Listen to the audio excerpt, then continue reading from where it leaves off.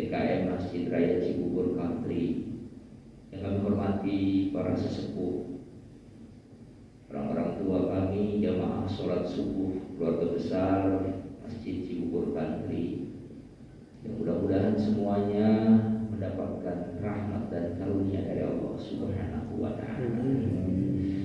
Dan intinya mari sama-sama kita memanjatkan puja dan puji serta syukur kehadirat Allah atas anugerahnya, atas nikmatnya pada pagi ini kita masih diberikan kesehatan lahir dan kesehatan batin dari Allah Subhanahu wa Ta'ala. Untuk itu mari sama-sama ungkapan syukur ini kita ungkapkan melalui umul Quran mengawali ta'lim kita pagi ini. Ala hadhihi niyyah wa ala kulli niyatin sholihah wa ila hadratin nabi Sayyidina Muhammadin sallallahu alaihi wasallam. Al-Fatihah.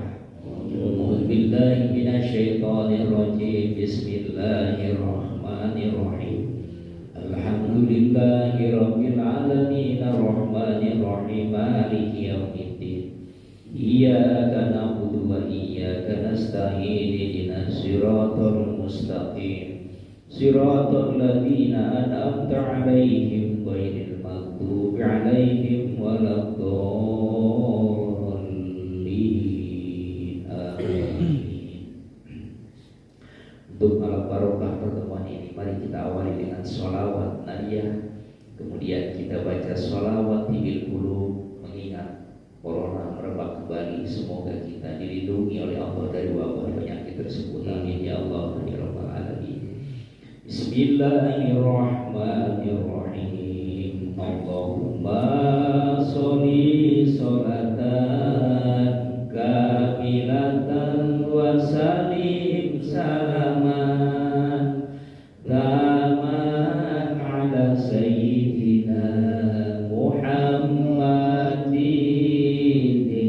alladhi tanhalu bihil uqadu wa tanfariju bihil kurabu wa tuqda bihil hawaiju wa tunalu bihil raqaibu wa husnul hawatimi wa yustasqal ghamamu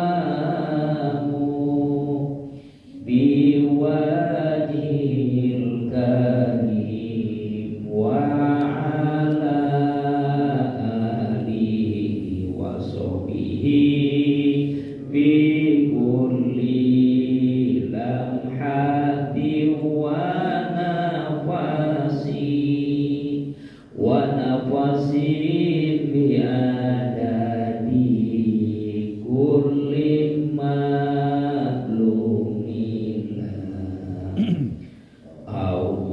Allahumma sholli ala sayyidina Muhammadin libil qulubi wa dawaiha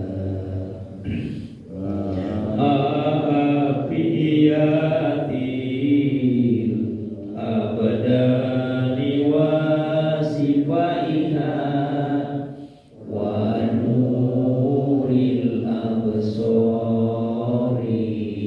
wa diyaiha wa ala alihi wa sahbihi wa sallim.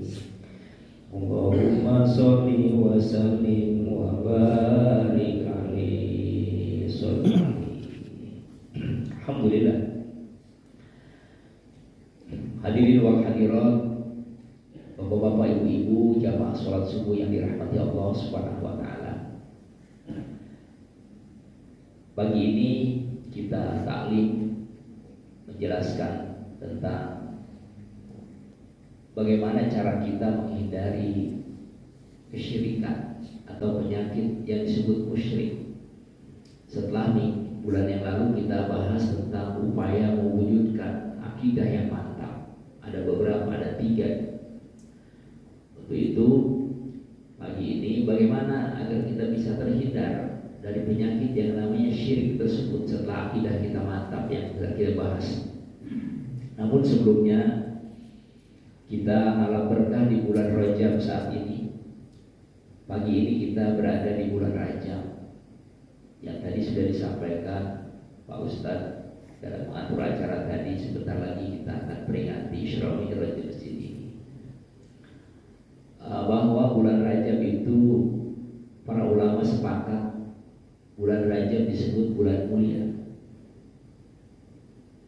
bahkan disebut bulan haram. Apa artinya haram? Artinya bulan haram tersebut, di bulan itu kita dilarang untuk berbuat yang maksiat, yang mendurhakai Allah, yang menistakan diri kita di hadapan Allah. Makanya disebut bulan haram. Dasar yang menyebutkan bulan Rajab bulan mulia ini termaktub di dalam surat At-Taubah ayat 39, di mana Allah Subhanahu wa taala berfirman, Bismillahirrahmanirrahim, Inna iddatash syuhuri indallahi ithna asyara syahran fi kitabillah yauma khalaqas samawati wal ardh minha arba'atun hurum. Kata Allah, Inna iddatash syuhuri indallah, sesungguhnya bilangan bulan di sisi Allah itu ada 12 bulan. Fi kitabillah, yang termaktub, yang tercatat di dalam Al-Quran. Yauma khalaqas samawati wal ardh, ketika Allah ciptakan langit dan bumi. Minha arba'atun hurum, dari 12 bulan itu ada 4 yang disebut bulan haram, bulan hurum, bulan haram itu. Dijelaskan di dalam hadis yang lain, Rasulullah menjelaskan bahwa bulan yang 4 itu apa saja. Yang disebut minha arba'atun hurum itu, pertama adalah bulan Dzulqa'dah, yang kedua bulan Dzulhijjah, yang ketiga bulan Muharram, yang tiga berturut-turut. Siapa yang berturut itu? Dzulqa'dah, Dzulhijjah, Muharram. Sedangkan yang satu terpisah, berada dalam urutan ke-7 dalam hitungan bulan tahun Hijriah. Apa itu? Rajab. Rajab berada di urutan ke-7. Oleh karena itu sepakat sudah bahwa bulan Rajab ini bulan mulia, disebut bulannya bulan haram, bulan dilarang bermaksiat, berbuat dosa, dan cari kemuliaan di bulan ini. Termasuk hadirnya kita pagi ini, insya Allah ini akan menambah kemuliaan kita di hadapan Allah. Amin ya Allah ya Rabbal Alamin. Hadirnya kita saja dari rumah dipersaksikan oleh Rasulullah. Bahkan Rasul perintahkan kita semua yang melihat orang-orang berbondong-bondong ke masjid, saksikan, kata Rasul. Tidak lain dia itu adalah orang beriman. Subhanallah. Idza ra'aitumur rajula yaqtadu masajidallah fashhadu lahu bil iman, kata Rasul. Jika kalian lihat orang berbondong-bondong menuju masjid, gelap gulita, dingin, mencekam, tapi dia kok berbondong-bondong ke masjid, apa kata Rasul? Fashhadu lahu bil iman, saksikan oleh kalian semua bahwa dia yang berbondong-bondong ke masjid itu beriman kepada Allah. Masya Allah, ini akan jadi saksi di akhirat nanti kita. Amin ya Allah ya Rabbal Alamin. Karena itu sampai ada satu kisah sahabat Rasul, ada yang rumahnya jauh melewati gunung perbukitan, dia subuh-subuh nyampe ke masjid. Sampai ditanya oleh Rasul, luar biasa itu semangat keimanannya. Pantas, kata Rasul, andai kata tahu keutamaan sholat berjamaah asar dan subuh di masjid, merangkak pasti kau jabanin itu, kata hadis begitu. Karena apa? Di dalam subuh dan asar itu sampai ke masjid ini akan memperoleh kenikmatan yang luar biasa di hadapan Allah. Ditambah lagi kita pagi ini tidak cukup kita berjamaah, kita pun masih tambah tolakul ilmi seperti ini, yang merupakan kewajiban sebagai hamba Allah yang beriman, seorang muslim dan muslimah. Sampai kata hadis, bukan hanya orang-orang yang beriman yang senang melihat kehadiran kita, malaikat Allah pun senang melihat kehadiran kita seperti ini. Innal malaikata tad'u ajnihataha li talibil ilmi ridwan bima yatlub. Ketika ada hamba Allah hadir di majelis ilmu, dia mendengarkan kalimat Allah, diajarkan, ajaran Rasulullah didengarkan. Apa kata Rasul? Allah turunkan ribuan malaikatnya. Dan malaikat ketika melihat kita begini, apa yang dilakukan malaikat? Tad'u ajnihataha. Ribuan malaikat membentangkan sayapnya semuanya. Kenapa? Ridhoan bima yatlub. Karena malaikat aja ridho melihat kita seperti ini. Subhanallah. Makanya situasinya tenang ya Pak. Karena kita lagi dikegepin sama malaikat. Masya Allah. Kegiatan seperti ini terus jangan pernah kita tinggalkan. Karena akan mengundang ridho dan cintanya Allah bagi kita semua. Kemudian apa yang harus kita kerjakan ketika berada di dalam bulan mulia, salah satunya Rajab ini? Pertama, kata para ulama, di bulan ini yang terbaik buat kita yaitu perbanyaklah taubat. Kenapa? Karena bulan ini bulan Allah. Allah ini lagi disebut oleh Rasul ini bulan Allah. Apa dasarnya bahwa bulan ini disebut bulan Allah? Rasul bersabda, Rajab syahrullah, Sya'ban syahri, Ramadan syahru ummati. Itu kata Rasul. Bulan Rajab bulannya Allah, bulan Sya'ban bulanku, bulan Ramadan adalah bulan umatku. Inilah disebut oleh Rasul, Rajab ini bulannya bulan Allah. Makanya hormati dengan sebaik-baiknya. Banyak keutamaan di bulan ini yang kalau kita kupas dalam riwayat, di dalam satu kisah, bulan ini melahirkan keajaiban-keajaiban yang luar biasa di mata Allah. Karena Allah tunjukkan kemahabesarannya dan kemahakuasaannya di bulan ini. Kalau kita gali dalam kisah para rasul, para salaf soleh yang sebelum kita hidup dulu, luar biasa. Sampai kita membacanya, merenungnya luar biasa, melihat kemuliaan di bulan ini. Sampai Rasulullah ajarkan ada doa khusus di bulan ini agar kita diampunkan dosa, diampunkan kesalahan, dimaklumkan segala kekurangan kita oleh Allah. Karena ini bulannya Allah. Apa doanya? Kata para ulama, doa yang diajarkan Rasul itu minimal habis sholat baca 3 kali doanya begini. Robbi firli warhamni wantub alayya. Itu doanya di bulan Rajab. Robbi firli warhamni wantub alayya. Robbi firli, ya Allah, ampunkan dosa kesalahan. Warhamni, kasih sayangi aku ya Allah. Watub alayya, dan terimalah taubatku, maafkan segala kesalahan-kesalahan. Ini doa di bulan Rajab yang diajarkan Rasul. Makanya perbanyak taubat. Jangan pernah di dalam jiwa kita sebagai seorang mukmin, seorang muslim wal muslimah, mukminin wa mukminah, beranggapan bahwa begitu banyak salah, begitu banyak dosa, begitu banyak hilafnya saya, kayaknya Allah ampunkan apa tidak ya salah saya ini. Jangan. Itu yang perlu kita jadikan patokan. Jangan pernah kita memikirkan salah kita yang dulu itu sehingga akhirnya kita gak mau berbuat. Bahkan dalam Al-Quran, wala tayasu min rauhillah, janganlah kalian semua merasa putus asa dengan rahmat Allah. Yang sudah-sudahlah.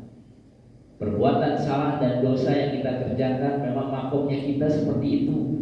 Al-insan mahalul khata wa nisyan. Manusia tempatnya salah, tempatnya dosa. Itu tempatnya lupa, nisyan, wajar. Tapi kita berupaya agar tidak seperti itu gitu. Itu memang tempatnya kita. Kalau kita salah, terkadang kita lupa, terjerumus dalam kekeliruan, itu kita sadari bahwa kita manusia. Tapi setelah kita berbuat salah dan dosa ini, jangan diam. Orang baik bukan orang yang gak pernah salah. Orang baik bukan orang yang gak pernah dosa. Kata Rasul, orang yang baik adalah orang yang ketika salah, ketika berdosa, dia segera kembali ke jalan Allah. Ini orang terbaik. Jadi hindarilah rasa putus asa. Banyak banget dosa saya, kayaknya diampunin apa enggak ya? Kayaknya nggak mungkin dihapus. Jangan sekali-sekali punya perasaan seperti itu. Apa dasarnya bahwa kita nggak boleh seperti itu? Rasulullah Shallallahu Alaihi Wasallam menyampaikan hadis qudsi. Ini ketika Rasulullah sampaikan hadis qudsi ini, lalu diajarkan oleh kepada orang-orang saleh. Para ulama mengamalkan ini. Ada beberapa riwayat orang yang ahli durjana, ahli maksiat saja di penghujung hayatnya dia husnul khotimah. Jadi orang itu bukan dilihat sekarangnya, tapi lihat pengakhirannya. Baik nggak akhirnya dia? Itulah yang kita cari. Makanya kita selalu doa agar kita di akhir hayat kita, di penghujung kehidupan kita husnul khotimah. Amin ya Allah ya Rabbal Alamin. Itu yang dilihat. Dalil yang dijelaskan Rasulullah kepada para sahabat, kata Rasul, lau amiltum khotoya mala'atis sama thumma nadimtum fataballahu alaikum. Andaikan dosa-dosa kalian begitu banyak sampai-sampai langit dan bumi penuh dengan dosa kesalahanmu, thumma nadimtum, kemudian kamu menyesali perbuatan salah dan dosa kalian dengan sejadi-jadinya, fataballahu alaikum, maka Allah terima taubat kalian semua. Subhanallah. Ini janji Allah dengan hadis qudsi tadi itu. Oleh karena itu gak pantas kita putus asa sebagai orang beriman. Setelah kita bersalah, setelah kita berdosa, ayo udah kembali. Syaratnya jangan pernah ulangi lagi. Habis kita sesali, kita nyesel karena nih, dan taubat dan akan berbuat lagi saya. Tuh. Yang kedua, jangan pernah tengok lagi perbuatan itu. Yang ketiga, beralihlah dari perbuatan jelek ke perbuatan baik. Insya Allah taubat kita diterima dengan 3 syarat ini. Jadi yang tidak boleh itu taubatnya taubat sambal. Begitu makan cabai pedas, taubat besok gak makan lagi. Begitu makan besok gak sedap nih, mana sambal, cari lagi. Nah itu yang gak boleh. Jadi taubat yang taubat sambal itu gak boleh. Maksud taubatnya sudah. Kalau udah melangkah jangan tengok belakang. Beralih ke yang baik. Terus istiqomah. Nah itulah. Jadi orang yang baik itu di pengakhirannya. Bahkan ada riwayat setelah dijelaskan dalam kisah ini, ada seorang membunuh nyawa. Kalau membunuh nyawa itu satu aja kan dosa besar. Termasuk sab'u mubiqatin, 7 dosa besar di antaranya itu menghilangkan nyawa orang yang tanpa hak. Dosanya luar biasa itu. Ini gak tanggung-tanggung, 100 nyawa dia bunuh. Tapi kelihatan di akhir hayatnya orang itu justru husnul khotimah. Ini sugesti buat kita, motivasi buat kita. Begitu orang tersebut taubat, lalu begitu taubat, setelah dia taubat, dia pergi ke satu tempat yang ia tuju. Karena kata pemandu dia, kata ustadznya yang mengarahkan dia, setelah kamu taubat, tinggalkan dan segera kamu hijrah dari kampung ini. Ya sudah, kalau gitu saya pergi. Dalam kisahnya dia berangkat, udah tobat, udah minta ampun, minta maaf sama Allah, dia hijrahlah ke tempat yang lain. Begitu di tengah jalan itu pembunuh tadi itu meninggal dunia. Begitu meninggal dunia, dalam satu riwayat malaikat maut dan malaikat rahmat berargumen. Kata malaikat maut, ini dia jatahnya neraka, gak tanggung-tanggung 100 nyawa. Kalau kata malaikat rahmat, dia ini pantasnya sudah ke surga. Karena apa? Karena tadi dia sudah taubat. Gak bisa, eker-ekeran lah dalam satu kisah ini. Akhirnya Allah turunkan malaikat Jibril Di malaikat yang sedang berargumen itu, malaikat Jibril langsung memenangi. Kata malaikat Jibril, sekarang ukur saja, dia ini lebih dekat ke kampung yang dia tinggalkan atau lebih dekat ke kampung yang akan dia tuju. Nah, karena dia niatnya udah bagus, diukurlah. Ternyata begitu diukur, dia itu udah lebih dekat ke kampung yang akan dia tuju. Kata malaikat Jibril, dia mendapatkan pahala husnul khotimah dan masuk ke dalam surganya Allah. Subhanallah. Ini satu kisah sugesti buat kita bahwa kita sebesar apapun kesalahan kita jangan pernah frustasi. Oleh karena itu ketika kita berada di bulan Rajab, sambut bulan Allah ini dengan permohonan maaf, taubat sejadi-jadinya. Jangan tengok lagi perbuatan dosa yang dulu pernah kita lakukan. Sudah yang sudah. Allah stabilo dengan kebaikan-kebaikan kita. Mudah-mudahan akan bawa berkah bulan ini dan seterusnya. Mudah-mudahan ketika kita punya salah dulu dan perbuatan dosa dulu, setelah kita taubat ini, dosa-dosa kita dimaafkan Allah. Amin ya Allah ya rabbal alamin. Rabbi firli warhamni wa tub alayya. Perbanyak baca doa itu. Kemudian apa yang harus kita kerjakan di bulan itu? Di bulan ini, bulan Rajab, bulan mulia. Kata Rasul kepada para sahabat, banyak-banyaklah kalian berdoa. Jadi doa itu memang senjata kita. Bukan hanya di bulan biasa. Di bulan termulia ini harus lebih lagi doa kita. Sampai Rasulullah berdoa, ada doa yang diajarkan Rasul tiap bulan Rajab. Mulai bulan Rajab itu apa? Allahumma barik lana fi Rajab wa Sya'ban wa barik Ramadan. Allah, ya Allah, berkahilah aku di bulan Rajab, berkahilah aku di bulan Sya'ban, sampaikan umurku ya Allah pada bulan nanti Ramadan. Itu doa. Makanya perbanyak doa di bulan Rajab. Doa apa saja, doa yang baik-baik. Karena Allah senang kalau kita banyak meminta. Apalagi sampai kita memuji-muji Allah, mengalam Allah, ya. Allah senang mendayu-dayunya kita, merengek-rengeknya kita. Allah senang. Beda Allah sama manusia. Kalau manusia nggak senang kalau banyak diminta. Paling banter diminta 3 kali masih ngasih. Diminta sekali ngasih kalau manusia. Diminta kedua ngasih juga. Diminta ketiga ngasih juga. Cuma mukanya udah beda. Tuh kalau manusia. Tapi kalau Allah, semakin kita banyak minta, Allah malah justru semakin senang. Kita disambut sama Allah. Itulah doa, jangan pernah ditinggalkan sama kita. Doa silahul mukminin. Doa itu senjata kita. Jadi kalau kita ini hidup nggak punya doa, berarti nggak punya senjata. Doa muhul mukminin. Doa itu jantungnya orang beriman. Jadi kalau kita nggak punya doa, jantung kita nggak berdetak. Orang kalau nggak punya jantung nggak berdetak gimana? Pantas setiap apapun kegiatan kita ada doanya. Berangkat dari rumah kita udah diajarkan Bismillahirrahmanirrahim, la haula wala quwwata illa billah. Naik kendaraan, naik Bismillahirrahmanirrahim majriha wa mursaha inna rabbi laghafurur rahim. Sampai di tempat doa lagi, ada doa itu pantas diajarkan terus sama Rasulullah setiap kali. Kata para ulama, ketika kita baca langkah kaki kanan, kita mengucapkan Bismillahirrahmanirrahim, itu ada malaikat yang memberikan protek sama kita.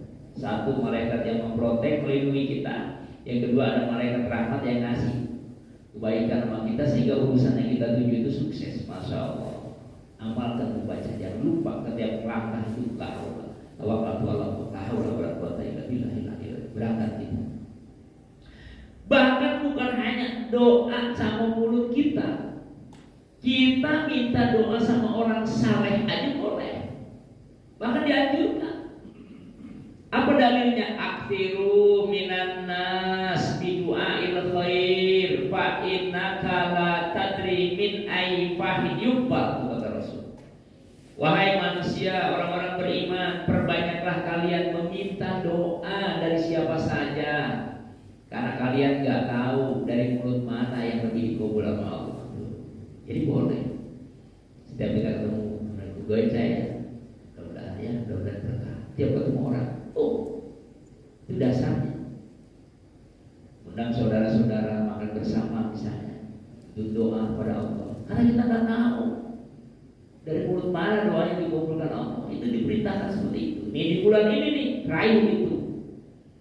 Termasuk kita sumbangkan rezeki kita untuk sedekah Jumat misalnya, sehingga orang-orang yang merasakan jerih payah kita, rezeki kita, aduh ada orang baik hari Jumat ngasih makan, semoga rezekinya itu terbersit. Doa orang yang makan itu tadi buat kita merinding. Masya Allah tadi sepele hal ini, tapi ini mau melahirkan yang luar biasa. Berangkat dari itu tadi, orang sudah mendoakan kita, ya kita berbuat baik sama orang. Tapi kalau orang yang justru kita buat hatinya merebut sama kita, hati-hati, perjalanan kita pun akan terhambat. Oleh karena itu, orang baik adalah orang yang bisa membuat kebaikan kepada yang lainnya. Khairun nas atba'uhum linnas. Sebaik-baik manusia di mata Allah yang bisa memberi manfaat untuk orang lain. Dengan seperti itu, kita berani hidup menjadi rahmat, bukan menjadi laknat. Apa sih jadi rahmat? Hidup kita ini membuat orang bahagia. Itu karena Rasulullah bukan hanya satu RT beliau jadi rahmat. Beliau jadi rahmat, rahmatul lil alamin. Seluruh penjuru dunia ini Rasul jadi rahmat. Terbukti dengan berdirinya alam dunia ini. Bahkan dunia sudah diciptakan sebelum jasanya diciptakan. Itu luar biasa. Rasulullah Shallallahu Alaihi Wasallam mengajarkan kita jadi rahmat dalam lingkungan. Karena itu tadi, tebar kasih sayang, tebar doa, minta kebaikan sama orang, buat orang bahagia karena tingkah dan sikap kita. Orang yang bisa hidup jadi rahmat satu komplek, suatu ciri ketika dia mau pindah, orang semuanya justru merasa kehilangan. Tuh. Jadi ada satu komplek, bapak-bapaknya mau pindah ke kampung mana gitu, karena mutasi kerjaan. Itu orang sekampung semuanya pada ya kehilangan, datang berduka kehilangan bapak.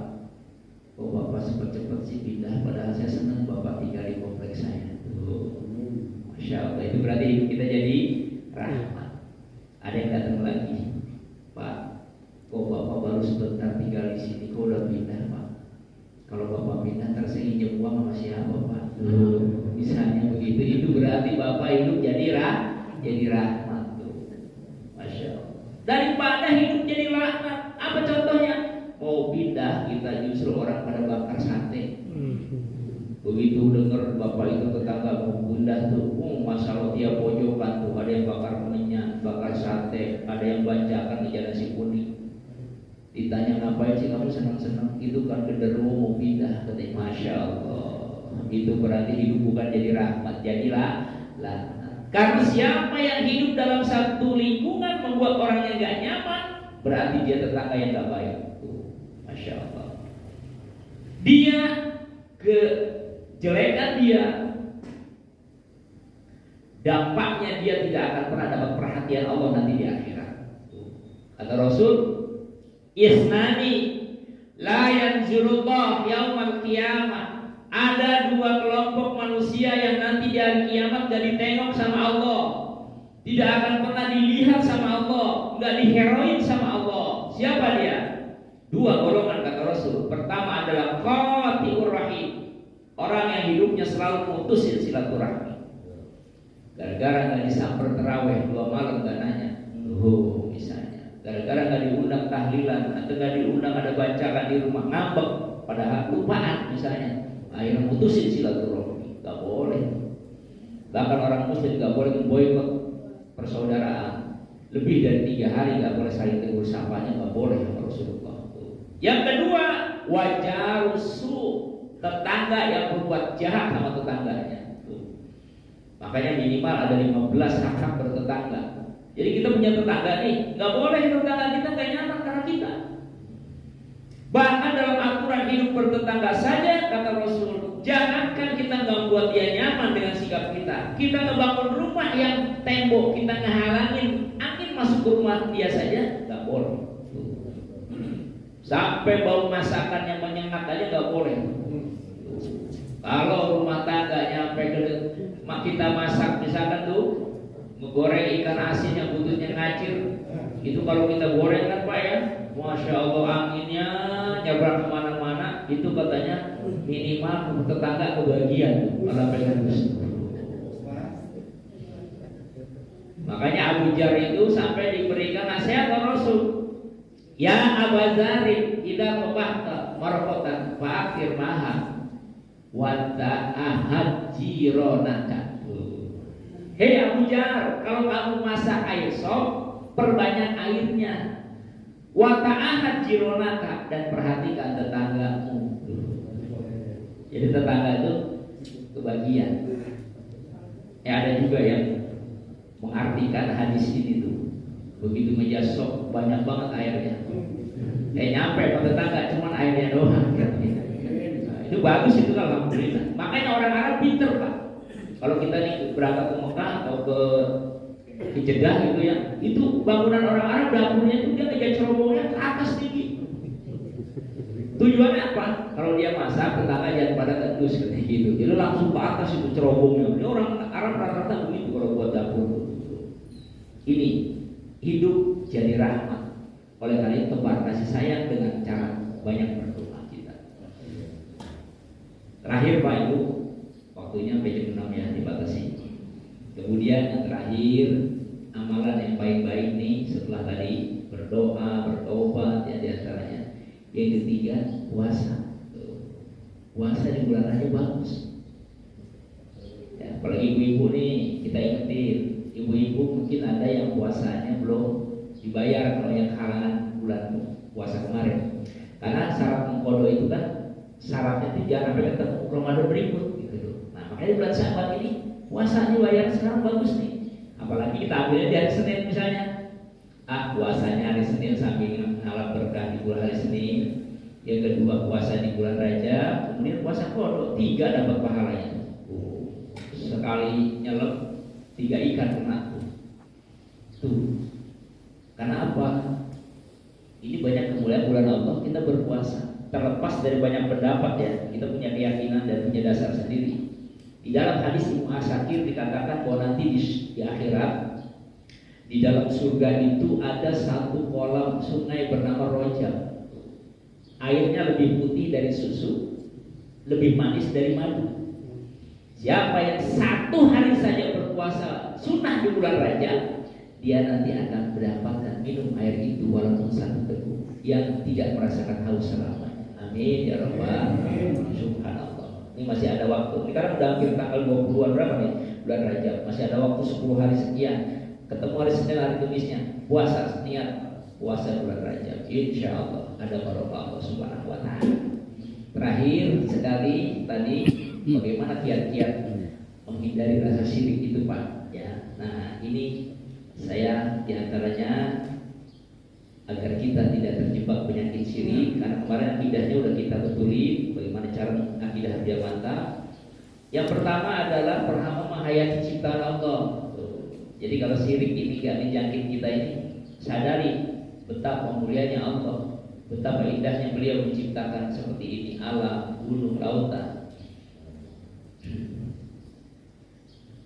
Makasih. Waduh, ini kalau dikasih ayat gini nantinya supaya 6:30 kayaknya. Insya Allah, terima kasih banyak. Biar berkah minum dulu lah.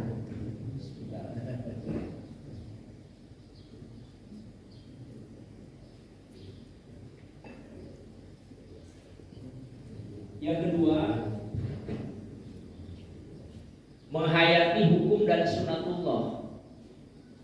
Jadi jangan pernah kita langgar hal-hal yang sudah menjadi ketentuan Allah.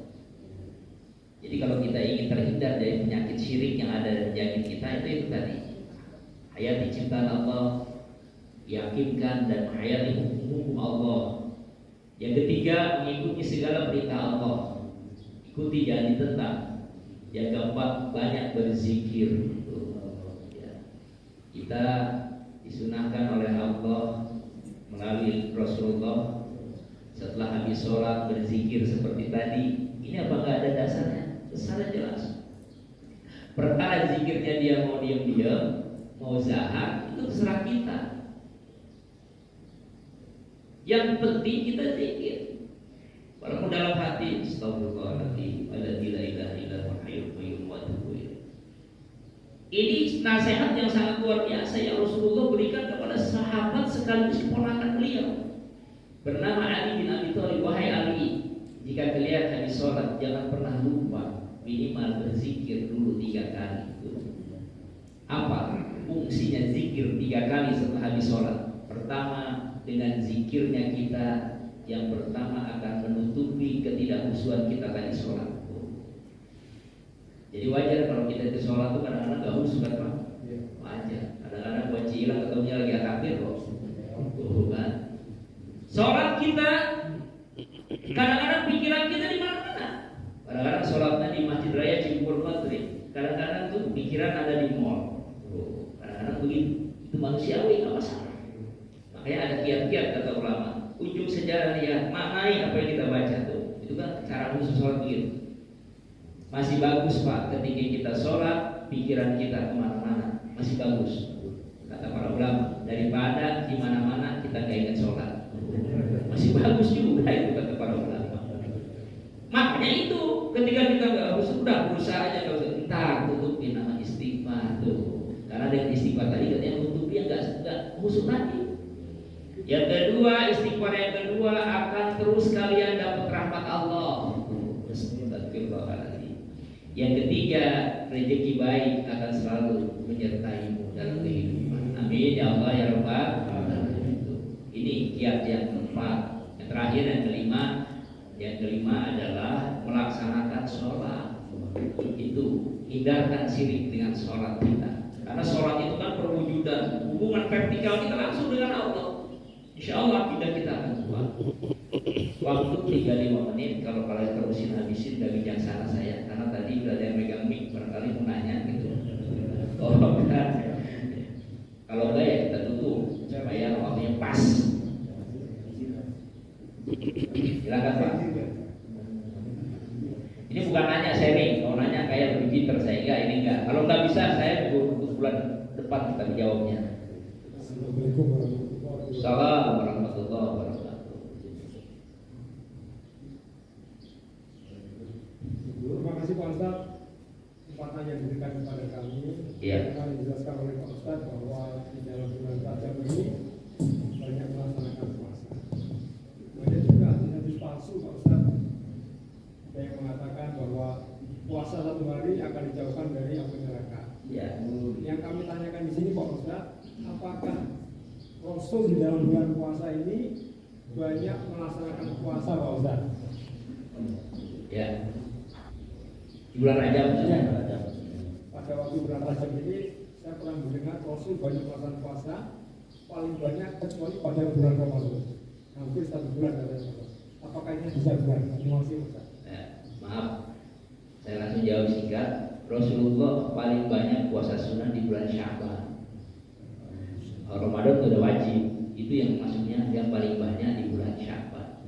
Dan saya akan sampaikan tadi, banyak pendapat yang mengatakan di bulan Rajab ini hadis-hadis ini itu. Terlepas dari itu semua, hadis doib ya, hadis doib saja masih bisa kita jadikan hujah sebagai fadhailul amal. Asal jangan dijadikan sebagai dasar hukum gitu loh. Jadi hadis doib aja masih bisa. Nah, oleh karena itu mensikapi ini tadi, ini bergantung keyakinan kita dan yang juga ada dasarnya. Kalau kita nggak punya dasar ya jangan. Tadi hadis tadi yang kita kan nanti 1 hari saja di bulan Syawal itu mendapatkan pahala minum air yang bernama Sungai Rajab, itu hadisnya jelas dari Ibnu Asyakir dan dalilnya nyata dan bukan hadis palsu itu. Kalau hadis palsu nggak mungkin disebarkan sama ulama-ulama yang salah bersalah, nggak mungkin.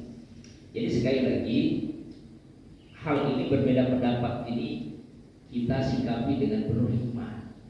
Ya, kalau memang kita yakinkan ini dan dasarnya ada, ya kita lakukan itu. Ya. Tapi kalau misalnya hal-hal itu memang nggak mendasar, yang mengada-ngada, kita juga nggak tahu, ya jangan. Makanya kan perlu dalam melaksanakan kegiatan agama itu ada guru, ada mursyid. Jangan hanya kita percaya sama guru yang namanya Mbah Gobel. Nah, ya. Jadi kita juga harus ada guru yang bisa mengajarkan dengan jelas. Kalau itu hanya pengetahuan boleh lah. Tapi kalau hanya dapat dari situ kita belum tahu dasarnya, ya kita sampaikan dulu. Jadi kalau tadi Bapak menanyakan ada dasarnya, itu sampai sekarang kalau kita jawab sampai subuh besok ketemu lagi nggak pernah ada ujungnya Pak. Itu namanya apa? Namanya dalam agama namanya ikhtilaf. Masalah-masalah yang menjadi perdebatan para ulama. Karena berdebatnya ulama yang baik itu jadi bagus. Ikhtilaf ulama rahmah kata Rasul. Hal-hal yang baik. Oleh karena itu ini kita punya keyakinan, apalagi kita yakin di bulan Rajab ini begitu mulianya. Kalau kita lakukan itu, saya berpatokan keyakinan saya itu hadisnya jelas dan ada dasarnya dan tidak mengundang kontroversial bahwa puasa di bulan Rajab tersebut. Namun ada juga yang mengatakan, nggak sedikit banyak tuh yang mengatakan, ya ini benar apa enggak, ini gitu apa enggak gitu kan? Ya, sekali lagi jawabannya ada di keyakinan kita. Kalau saya selaku yang mengetahui ya saya yakin itu di bulan Rajab itu banyak mengundang hikmah ketika kita berpuasa karena kita mengharap kemuliaan dari Allah Subhanahu wa taala. Begitu Pak. Ya sedikit kayaknya ini ada dua ya. Satu itu dulu Pak yang duluan. Nah, kita dari sini satu. 2 menit lah cukup. Assalamualaikum warahmatullahi wabarakatuh. Saya mau bertanya terkait dengan sirik dan taubat. Sirik dan taubat. Sirik dan taubat ya. Jadi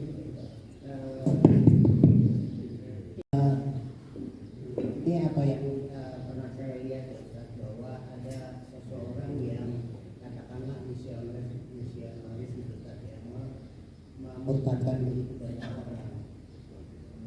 Misionaris yang memurtadkan banyak orang. Ya.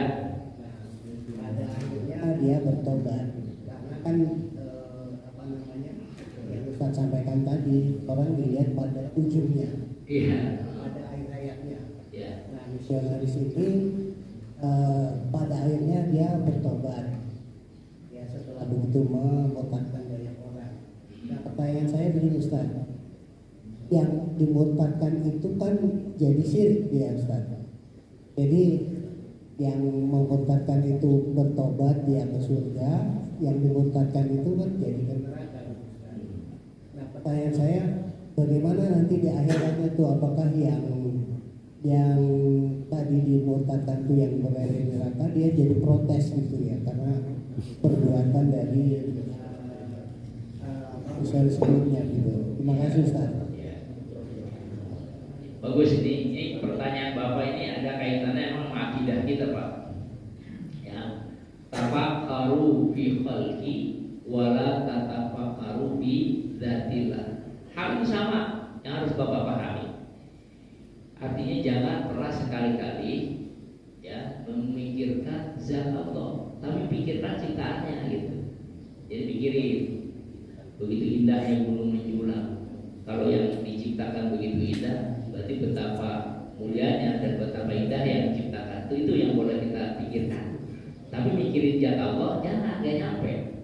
Seperti halnya tadi Bapak, gimana nanti hitungannya di akhirat? Dia enak masuk ke surga, bertobat. Tinggal dia yang dimurtadkan ini, enakan dia berarti kan gitu tadi. Itu Pak pengadilan Allah Rabbul Izzati. Allah yang berpikir. Kalau kita nggak nyampe pikiran kita, terlalu ketuker lagi nih ya misalkan gitu. Jangan pernah Pak. Allah jangan pernah segalanya. Ya. Untuk tadi seorang yang misionaris tadi, emang dilihat di ujungnya berakhir seperti apa dengan lantaran dia sudah melaksanakan tobat yang nasuha, tobat yang sebenarnya, termasuk syirik Pak.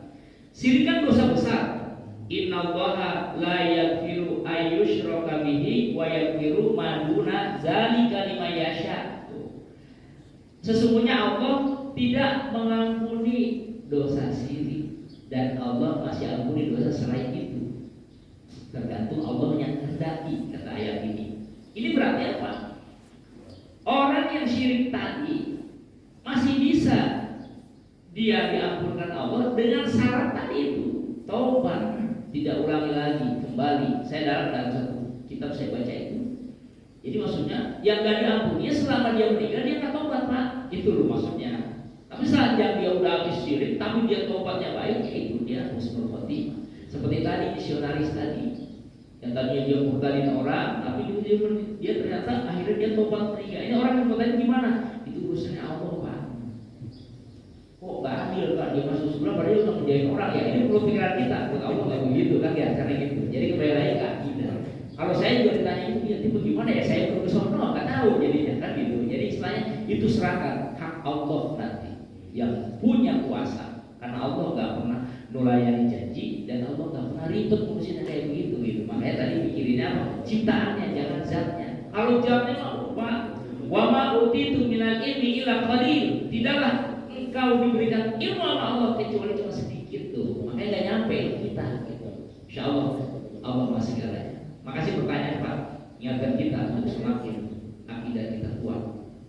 Terakhir ada lagi Ustaz. Assalamualaikum warahmatullahi wabarakatuh. Ya, setiap kita kan akan mempertanggungjawabkan perbuatan kita. Baik buruknya akan kita pertanggungjawabkan gitu di akhirat kelak. Iya. Atas dosa-dosa kita juga kita melakukan tobat agar kita juga terhindar dari dosa-dosa yang kita lakukan. Nah, pada suatu keadaan gitu ya, dipaksakan bahwa kita diminta untuk melakukan sebuah dosa gitu dan ada yang mempertanggungjawabkannya. Nah, ya udah dosanya gue yang nanggung gitu. Nah, itu apakah dosa itu akan ditanggung oleh si penanggung dosa atau dia juga akan berdosa gitu? Assalamualaikum warahmatullahi wabarakatuh. Assalamualaikum warahmatullahi wabarakatuh. Ya, saya jawabnya singkat Pak. Sekali dan jelasannya saya jelaskan. Jawabnya singkat. Agama kita tidak mengenal dosa warisan. Nah, kalau warisan harta boleh ada di kita, tapi dosa warisan nggak ada. Udah lo sana aja, urusan gue ini ntar dosa lo gue nanggung. Nggak ada di agama kita Pak. Itu cuma ngomong doang. Tapi coba kalau kejadian buatnya dia begitu. Betul. Makanya jangan sok ngomongnya, ya kan? Omongan jadi doa. Gitu. Tapi yang namanya aturan agama nggak ada itu aturannya. Dosanya bisa ditanggung dia. Gue bisa nanggung lu begini ya. Ntar gue dosa lu gue enak banget kalau begitu. Gue ngerayain duit sama buku-bukunya banknya pegang lu. Soalnya gue udah kalau semua bisa dong kalau gitu. Gak bisa. Di agama kita nggak kenal dosa warisan. Karena agama yang mengenal dosa warisan agama yang bukan agama kita. Itu dia ada seperti itu. Nah, tapi agama Islam insya Allah nggak ada ajaran seperti itu. Nah, mengenai tadi, selagi kita masih seger bugar, sehat walafiat, ya, ini dosa kita selama kita masih mau meminta taubat, meminta ampun, memohon maaf kepada Allah, ini masih kesempatan luas. Rasulullah SAW bersabda dalam satu hadis, Innallaha la yaqbalu taubatal abdi ma lam yughargir. Sesungguhnya Allah tidak terima taubatnya seorang hamba selagi napasnya sudah ada di tenggorokan. Itu. Jadi kalau kita taubat begitu udah ya Allah, taubatlah saya sudah nggak diterima tuh kalau napas sudah di sini. Selagi kita masih seperti ini terbentang luas nih kesempatan. Yang kedua, Allah tidak terima taubat kita kalau matahari sudah terbit dari barat. Apa sih artinya kiamat? Makanya Fir'aun itu gak diterima taubatnya sama Allah. Dia itu taubatnya ketika dia sudah baru ngakui Allah. Sebelumnya kan apa? Ana Rabbul Izzati aja wajalla. Saya penguasa alam dunia ini. Awalnya kan begitu. Padahal Fir'aun itu dalam riwayat pemimpin yang sangat hebat. Dunia pelik melahirkan pimpinan macam Fir'aun. Dia seorang raja, seorang tentara, seorang panglima. Bahkan dia punya semboyan kalau negeri ini kelaparan, sebelum rakyatku aku dulu katanya yang merasakan lapar tuh. Tapi sayangnya apa? Ana Rabbul Izzati aja wajalla. Aku penguasa alam semesta ini. Ana Rabbul Ijad, saya Tuhan, Tuhan ya. Begitu tenggelam di lautan merah. Dalam riwayat beliau taubat memang. Ya Allah, saya baru percaya pada Engkau. Tapi sudah di sini. Makanya Firaun tidak diterima taubatnya. Masya Allah. Jadi sekali lagi pertanyaannya singkat saja. Islam tak mengenal dosa warisan. Dan kita di penghujung akhir kita bagaimana? Ya bergantung kita sebelum meninggal kita kembali dulu ke jalan Allah dengan sebaik-baiknya. Udah lewat 10 menit, maaf. Insya Allah kita sambung lagi bulan berikut dengan materi yang berbeda. Insya Allah kita akhiri saja. Mari sama-sama kita baca doa dan baca Quran. Mudah-mudahan apa yang kita pelajari tadi ada manfaatnya untuk menambah keimanan kita kepada Allah Subhanahu wa taala. Semoga bulan Rajab ini menjadi bulan yang memberkahi kita dan keluarga kita semua. Al-Fatihah. Bismillahirrahmanirrahim. Bismillahirrahmanirrahim. Alhamdulillahirrahmanirrahim. Maliki yaumiddin. Iyyaka na'budu wa iyyaka nasta'in. Shiratal mustaqim. Shiratal ladzina an'amta 'alaihim ghairil maghdubi 'alaihim waladdallin. Astagfirullahaladzim ya Allah. Allahumma sholli wa sallim ala sayyidina Muhammadin fil awwalin wal akhirin. Sallim wa radiyallahu tabaraka wa ta'ala kullu sahabati Rasulillah ajma'in. Allahumma inna nas'aluka ilman nafi'an wa rizqan wasi'an wa shifaan min kulli da'in wa saqam bi rahmatika ya arhamar rahimin. Ya Allah, Tuhan kami yang Maha Pengasih dan Penyayang. Tempat kami bergantung memohon ampunan dan tempat kami mencurahkan segala asa dan harapan. Jangan pengkarunia nikmat, pengkabul doa dan harapan semua. Untuk itu ya Allah, kabulkan doa-doa kami, kabulkan segala harapan-harapan kami ya Allah. Terutama di bulan yang mulia Rajab ini ya Allah, turunkan keberkahan kepada kami semua, kepada kami yang ada di lingkungan ini ya Allah, kepada kami yang berada di negara ini ya Allah. Ya Allah, jadikanlah langkah kami yang selalu kami gunakan ke masjid ini semoga menjadi langkah yang dapat menggugurkan dosa-dosa kami ya Allah. Dan semoga langkah kami yang kami gunakan ke tempat ini menjadi langkah yang dapat mengangkat derajat kami di dunia dan di akhirat nanti ya Allah. Dan semoga keluar dari tempat ini langkah kami menjadi langkah yang nantinya kami di akhirat dimudahkan menuju surga ya Allah. Ampunkan dosa-dosa kami ya Allah. Ampunkan dosa kesalahan kedua orang tua kami ya Allah. Curahkan kasih sayang-Mu kepada beliau sebagaimana beliau telah curahkan kasih sayangnya kepada kami ya Allah. Dan terimalah segala permohonan kami semua. Rabbana atina fid dunya hasanah wa fil akhirati hasanah wa qina adzabannar. Wa sallallahu ala sayyidina Muhammad